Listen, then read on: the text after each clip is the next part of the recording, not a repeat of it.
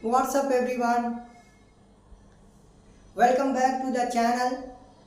तो finally guys आज हम एक नए टॉपिक के साथ आए हैं और एक नए जुनून और जज्बे के साथ आए हैं। उम्मीद करते हैं कि आप लोग भी जैसा जज्बा और जैसा जुनून और जैसा सपोर्ट आप लोग पहले दिखा रहे थे, फिर से हमारा सपोर्ट और उसी जुनून के साथ आप भी वापस आए होंगे। तो आज हम नए टॉपिक के साथ आए हैं और थंबनेल पे आपने देखा होगा कि कौन सा टेंस का जो सीरीज चल रहा है उसमें एक टेंस हमने पूरा कवर कर लिया था, कंप्लीट कर लिया था। और अब जो लेकर के आए हैं प्रेजेंट इम्परफेक्ट टेंस है। कौन सा टेंस है? प्रेजेंट इम्परफेक्ट टेंस, और जिसको हम सिंपल ये प्रेजेंट कंटिन्यूअस टेंस भी बोलते हैं। तो चलिए शुरू करते हैं, लेट्स बिगिन।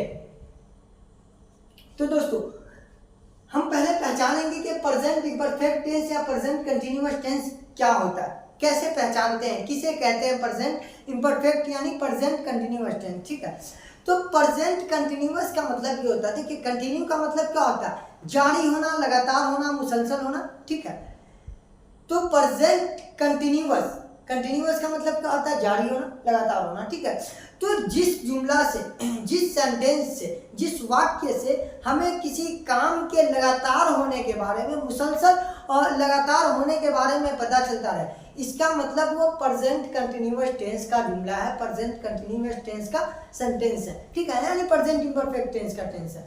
तो जिस जुमले से किसी काम के लगातार होने या करने के बारे में पता चले, उसका मतलब वो प्रेजेंट कंटिन्यूअस टेंस का जुमला है। ठीक है, तो जिस सेंटेंस से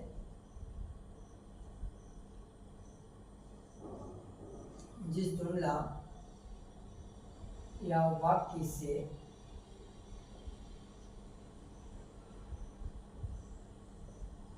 किसी काम के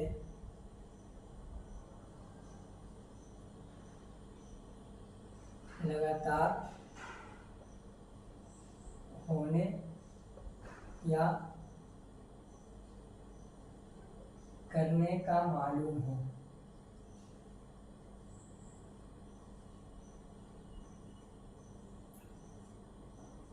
उसे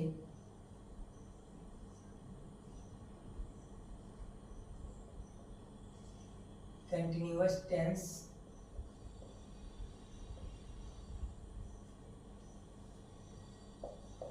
कहते हैं, उसे कंटिन्यूअस टेंस कहते हैं। ठीक है, तो जिस जुमला से किसी काम के करने या होने का लगातार पता चले, लगातार यानी जारी रहे, ऐसा पता चले कि ये काम हो रहा है, कंटिन्यू हो रहा, तो उसे ही प्रेजेंट इम्परफेक्ट यानी प्रेजेंट कंटिन्यूअस टेंस में समझेंगे कि प्रेजेंट कंटिन्यूअस टेंस का जुमला है। ठीक है, तो हमने जान लिया कि प्रेजेंट कंटिन्यूअस टेंस किसे कहते हैं। प्रेजेंट कंटिन्यूअस टेंस का सेंटेंस कैसा होता है? प्रेजेंट कंटिन्यूअस टेंस का सेंटेंस कैसा होता है, कैसे पहचानेंगे कि प्रेजेंट कंटिन्यूअस टेंस का सेंटेंस है?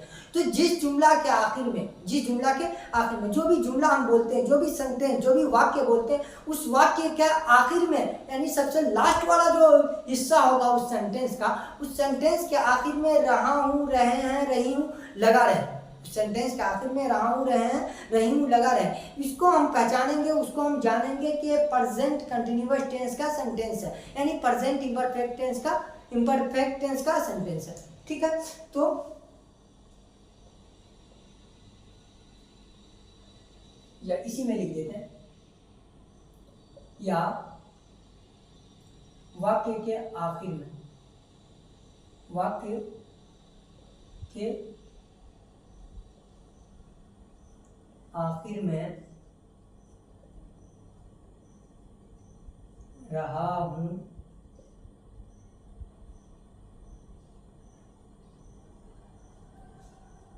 रही हूं,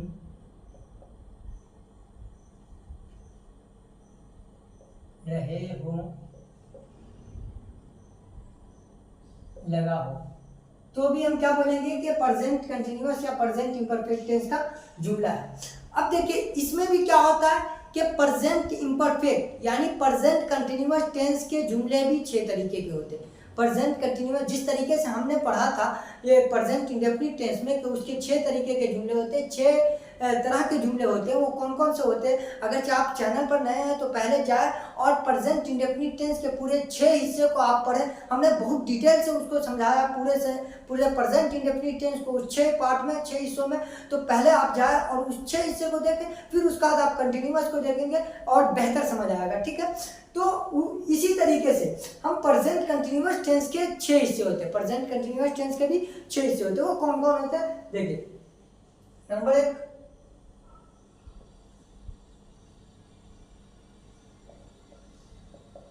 affirmative, number 2 negative, number 3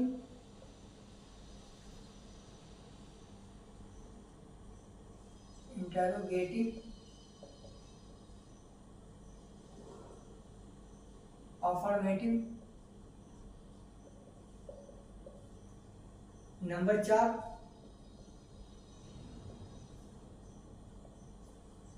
interrogative, negative, number 5 WH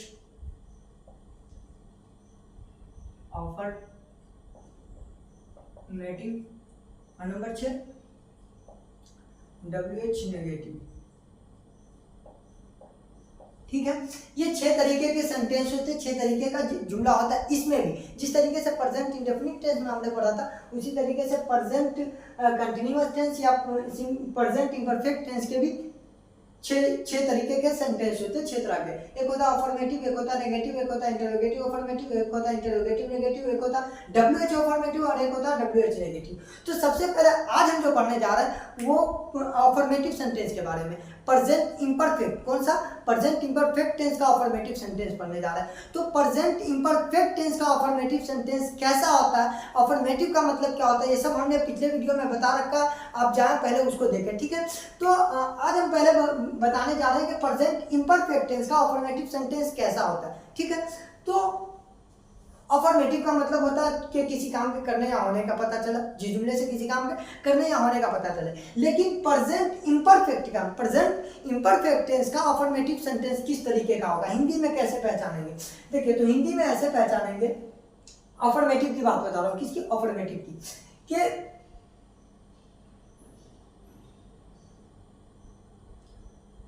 तुम अपने भाई को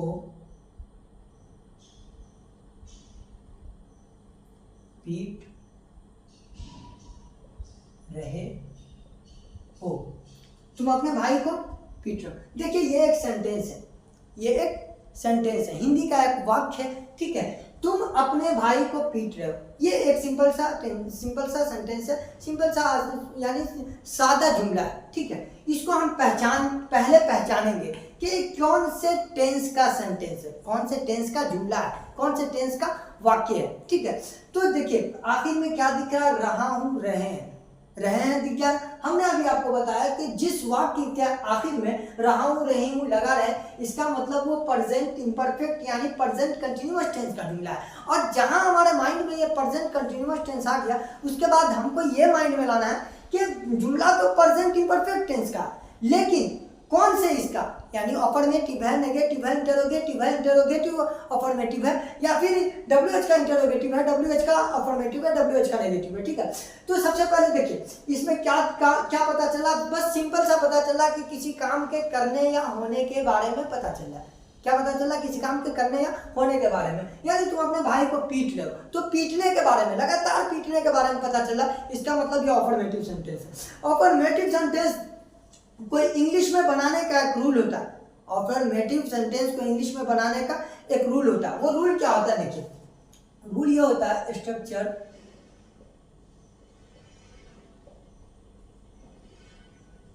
subject plus is are am plus verb four plus object, ठीक है।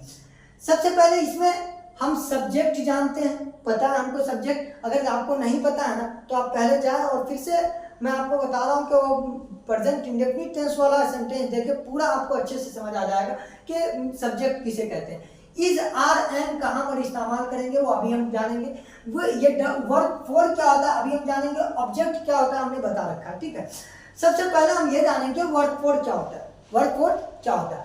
वर्ब फोर का मतलब ये होता है कि जो कोई भी वर्ब वन है, कोई भी दुनिया का कोई भी वर्ब वन है, मेन वर्ब है और मेन वर्ब का वर्ब वन है, मेन वर्ब का वर्ब वन है, तो उस मेन वर्ब के वर्ब वन के आखिर में आईएनजी जोड़ देने से, क्या जोड़ देने से? आईएनजी जोड़ देने से वो वर्ब फोर बन जाता है। कौन सा वर्ब बन जाता है? वर्ब फोर बन जाता है। मान लीजिए जैसे ये है फलाई, ये क्या है? फलाई। फलाई मतलब होता है उड़ना, फलाई मतलब होता है उड़ना, ठीक है।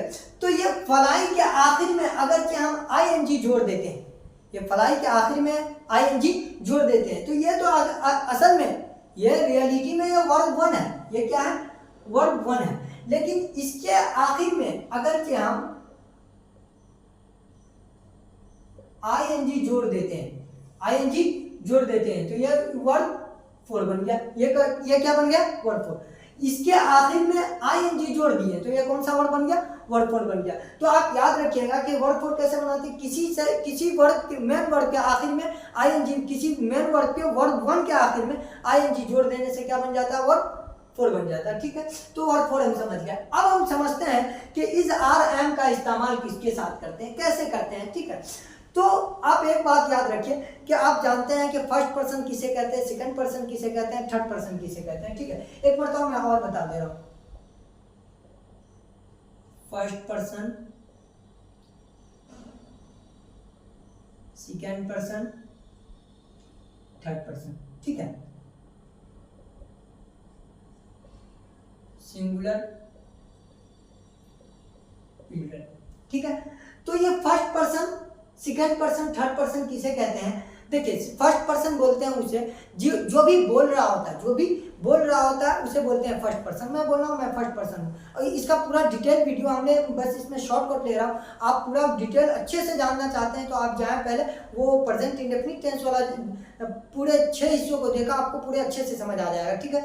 मैं बस ये फॉर्मेलिटी निभाने के लिए फॉर्मल बता दे रहा हूँ कि ये फर्स्ट पर्सन किसे कहते हैं। तो जो भी बोल रहा होता है उसे फर्स्ट पर्सन कहते हैं। बोलने वाला कभी एक हो सकता है, कभी एक से ज्यादा हो सकता है, उसी को सिंगुलर और प्लूरल बोलते हैं, ठीक है। इसी तरीके से सेकंड पर्सन, सेकंड पर्सन किसे कहते हैं? जिसके बारे में बात कर रहे होते हैं, जिसके बारे में बात कर रहे होते हैं उसे क्या कहते हैं? Second person. जैसे जिससे बात कर रहे होते हैं, जिससे बात कर रहे होते हैं उसे क्या कहते हैं? Second person. जैसे मैं बता रहा हूँ अभी और आप सुन रहे हैं, आप सुन रहे हैं, तो सुनने वाले को क्या कहते हैं? सेकंड पर्सन कहते हैं, ठीक है। तो जो भी सुन रहा होता है उसे सेकंड पर्सन। अब सेकंड पर्सन सुनने वाला कभी एक हो सकता है, एक से ज्यादा हो सकता है, ठीक है। उसी को सिंगुलर और प्लूरल बोलते हैं, ठीक। इसी तरीके से थर्ड पर्सन, थर्ड पर्सन किसे कहते हैं? जिसके बारे में बात की जा रही होती है, जिसके बारे में बात की जा रही होती है। जैसे हम बोल रहे हैं, आप सुन रहे हैं, जाहिर सी बात है हम दोनों किसी और के बारे में, किसी और चीज के सिलसिले में, मान लीजिए पढ़ाई के बारे में मैं ये बता रहा हूँ, ये सब क्या है? ये सब थर्ड पर्सन है। मैं बता रहा हूँ, आप सुन रहे, किसके बारे में? इसके बारे में बता रहे हैं, ये थर्ड पर्सन हुआ, ठीक है।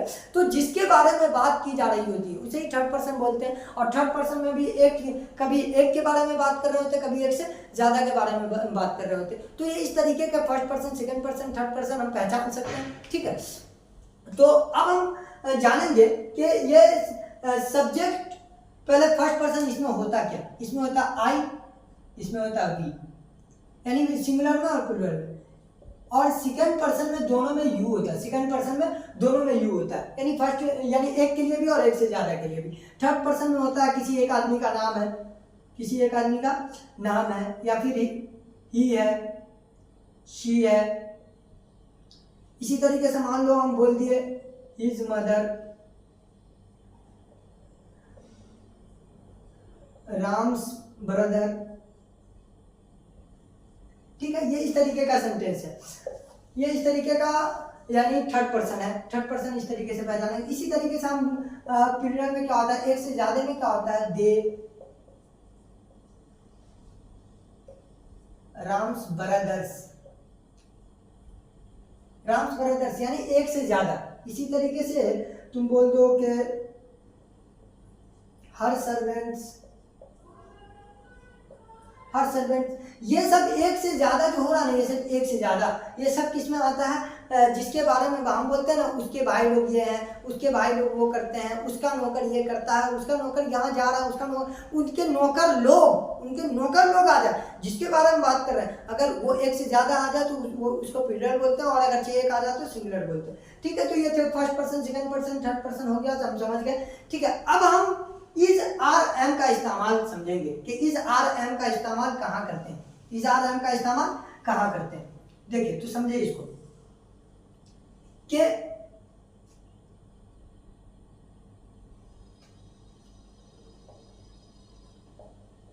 फर्स्ट पर्सन सिंगुलर के साथ,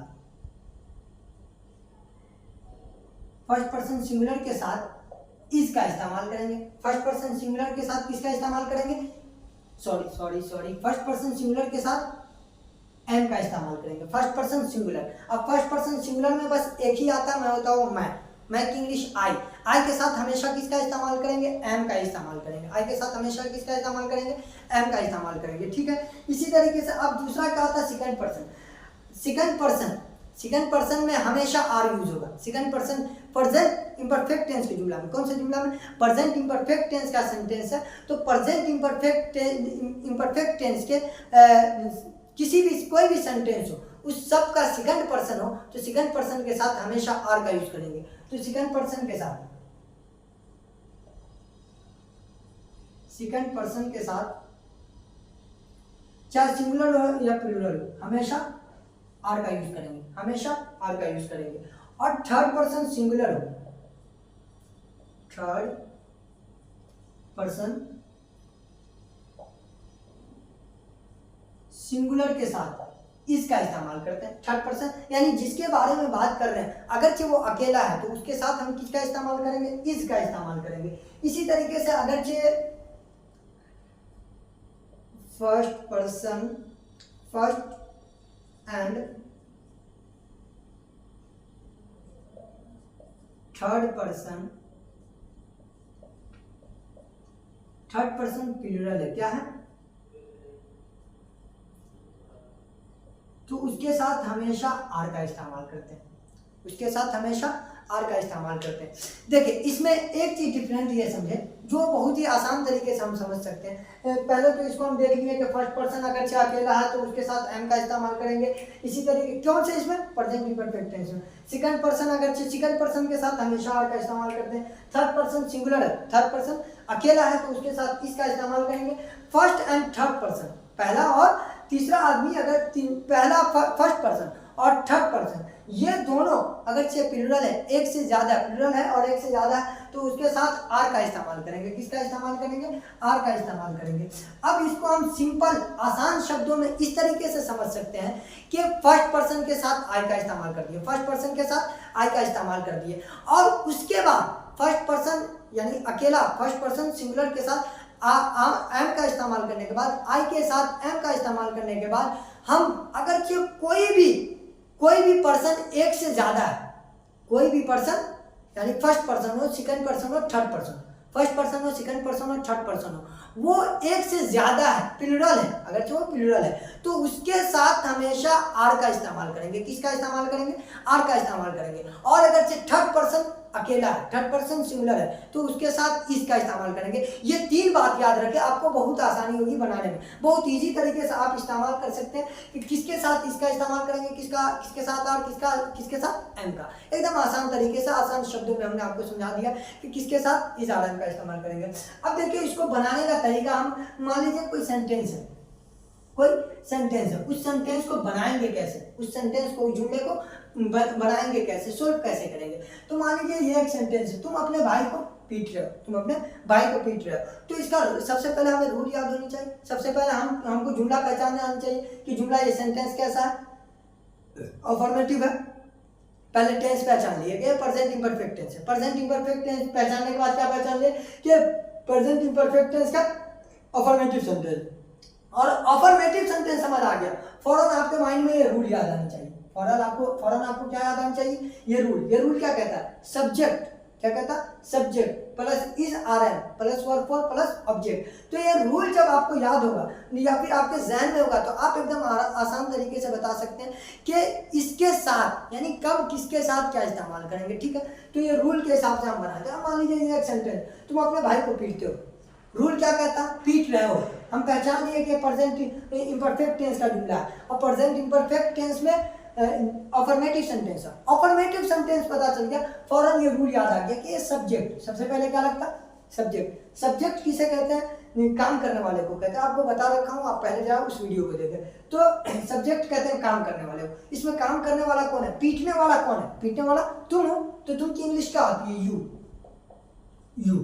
तुम की इंग्लिश क्या होती है, सब्जेक्ट। और सब्जेक्ट के बाद रूल क्या कहता है, इज आर एम, इन तीनों में से कोई एक इस्तेमाल करना। इज आर एम, इन तीनों में से कोई एक का इस्तेमाल एक सेंटेंस में होगा, ठीक है।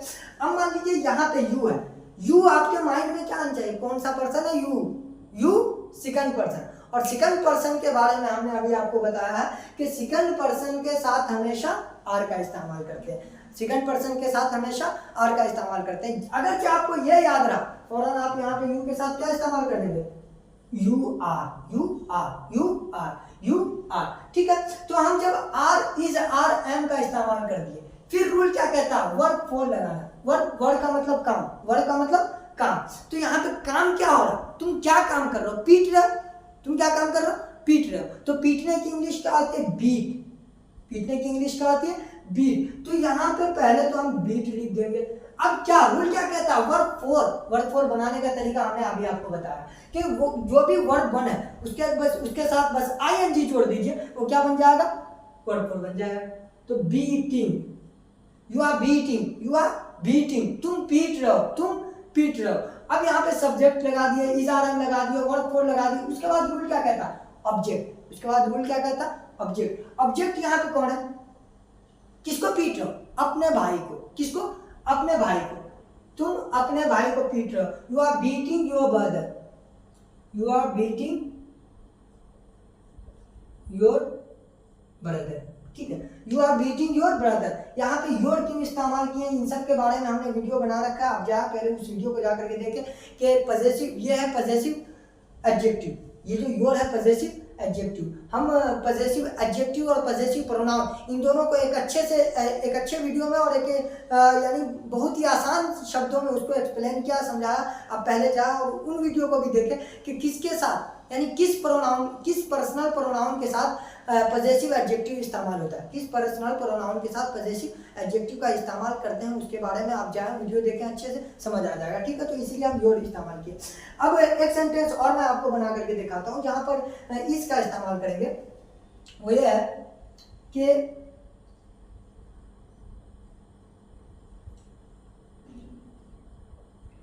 तुम्हारा भाई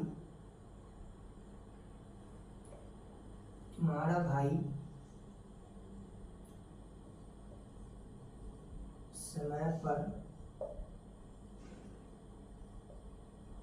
खाना खा रहा है। तुम्हारा भाई समय पर खाना खा रहा है। देखिए पहले क्या है, तुम्हारा भाई की इंग्लिश क्या होती है, सबसे ये तो हम पहले जुमला पहचानेंगे, ये टेंस पहचानेंगे, टेंस कैसा है। तो टेंस रहा हूँ, रही हूँ, आखिर में दिख गया, इसका मतलब ये इम्परफेक्ट टेंस है। प्रेजेंट इम्परफेक्ट टेंस का कौन सा जुमला है, तो इसमें क्या पता चला, किसी काम के होने के बारे में, खाने के यानी ऐसा पता चला खाना खा रहा, तो काम के होने के बारे में पता चला। तो इसका मतलब ये प्रेजेंट इम्परफेक्ट टेंस का अफर्मेटिव सेंटेंस है। और अगर जो अफर्मेटिव सेंटेंस है तो अफर्मेटिव सेंटेंस का रूल क्या कहता है, subject plus is are am. याद कर लो, subject plus is are am, subject plus is are am plus verb four plus object, subject plus is are am plus object plus verb four plus object, subject plus is are am plus verb four plus object, ठीक है। तो सबसे पहले हम subject को देखते हैं। Rule क्या कहता है, सब्जेक्ट का मतलब काम करने वाला। इस जुमले में काम करने वाला कौन है, तुम्हारा भाई। खाना खाने वाला कौन है, तुम्हारा भाई है ना। तो सबसे पहले हम तुम्हारे भाई की इंग्लिश लाएंगे, योर ब्रदर, तुम्हारा भाई, योर ब्रदर, तुम्हारा भाई। जब हम सब्जेक्ट ले आते हैं फिर क्या कहता है, रूल क्या कहता है, इज आर एम लगाना। रूल क्या कहता है, इज आर एम। इसमें इज आर एम में से तीनों में से कोई एक इस्तेमाल करेंगे। तो हम कि कहाँ पर इज का इस्तेमाल करेंगे, कहाँ पर आर का इस्तेमाल करेंगे, कहाँ पर एम का इस्तेमाल करेंगे, इन तीनों के बारे में हमने बता दिया है कि किसके साथ किसका इस्तेमाल करेंगे। तो पहले आपको सब्जेक्ट पहचानने आना चाहिए, जो काम कर रहा है ना उसको पहचानने आना चाहिए कि ये कौन सा पर्सन है, first person, second person, third person, और थर्ड पर्सन में सिंगुलर है प्लूरल है, सबका आपको पहचानना आना चाहिए। तो यहाँ पे जो काम करने वाला तुम्हारा भाई है, मैं बता रहा हूँ, तुम सुन रहे हो, और तुम जो सुन रहे हो अपने भाई के बारे में, तो तुम्हारा भाई अकेला है या एक से ज्यादा है? जिसके बारे में बात हो रही है यहाँ पे इस सेंटेंस में, वो अकेला है एक से ज्यादा? तो अकेला है, और अगर अकेला है तो थर्ड पर्सन सिंगुलर के साथ हमने बताया इज का इस्तेमाल करेंगे। तो योर ब्रदर इज, जस्ट आप क्या लगा दीजिए, योर ब्रदर इज, तुम्हारा भाई, तुम्हारा भाई। जब इज आर एम का इस्तेमाल कर दिए फिर क्या कहता है, वर्क फोर लगाना, क्या लगाना, वर्क फोर। तो यहाँ पे वर्क क्या है, काम क्या है, खाना। खाना दो तरीके का होता है, एक होता है जो बर्तन में रखा हुआ होता है वो अलग खाना होता है, और इसी तरीके से जो हाथ से खा रहे होते हैं उन दोनों को खाना बोलते हैं, ठीक है। तो दोनों की इंग्लिश, अगर जो बर्तन में रखा हुआ है तो उसको फूड बोलते हैं, और अगर हाथ से खा रहे हैं तो उसको ईट बोलते हैं, ठीक है। तो योर ब्रदर, अब यहाँ पे हाथ से खाने की बात हो रही है, हाथ से खाना एक काम है, और बर्तन में जो रखा हुआ वो एक नाउन है, ठीक, वर्ड है। जो हाथ से खा रहा है उसको वर्ड बोलते हैं, और जो बर्तन में रखा हुआ होता है उसको नाउन बोलते हैं, ठीक है। तो योर ब्रदर इज ईटिंग, पहले ईट होता है, ईट में हमको वर्क फोर, ये वाले रूल क्या कहता है, वर्क फोर लगाना। तो eating, your brother is eating, your brother is eating, तुम्हारा भाई खा रहा, तुम्हारा भाई खा रहा, तुम्हारा भाई क्या खा रहा, तुम्हारा भाई क्या खा रहा, खाना खा रहा। तो खाना क्या है, ऑब्जेक्ट है, काम किस पे खत्म हो रहा, और ये खाने पे, तो खाना क्या कहलाएगा, ऑब्जेक्ट कहलाएगा। Your brother is eating food, your brother is eating food. तो यह है, आज हमने प्रेजेंट इम्परफेक्ट टेंस को पहचाना, प्रेजेंट इम्परफेक्ट टेंस के कितने हिस्से होते हैं और किस तरीके से बनाया जाता है, उन सब के बारे में हमने जान लिया। और प्रेजेंट इम्परफेक्ट टेंस का अफर्मेटिव सेंटेंस किसे कहते हैं, किस तरीके से जुमला बनाते हैं, ये सब हमने देख लिया आज, ये सब हमने कवर कर लिया। उम्मीद करते हैं कि आपको समझ आया होगा, और अगर से समझ आया होगा तो इस तरीके का कम से कम आपके लिए यह होमवर्क है कि आप 10 सेंटेंस आप प्रेजेंट इम्परफेक्ट टेंस के ऊपर, प्रेजेंट इम्परफेक्ट टेंस के अफर्मेटिव सेंटेंस के ऊपर ये तीनों को इस्तेमाल करके, इज आर एंड तीनों को इस्तेमाल करके आप जरूर कमेंट बॉक्स में उसे लिखेंगे, टाइप करेंगे कि हाँ, उसके बाद समझ आएगा कि हाँ मुझे मेरा पढ़ाने का और मेरे समझाने का कुछ फ़ायदा हो रहा है आपको, ठीक है। तो उम्मीद करते हैं समझ आया होगा, और अगर से समझ आया होगा और बेहतर लगा होगा तो लाइक कीजिएगा और कमेंट कीजिएगा और शेयर करना और सब्सक्राइब करना मत भूलिएगा, ठीक है। Thank you.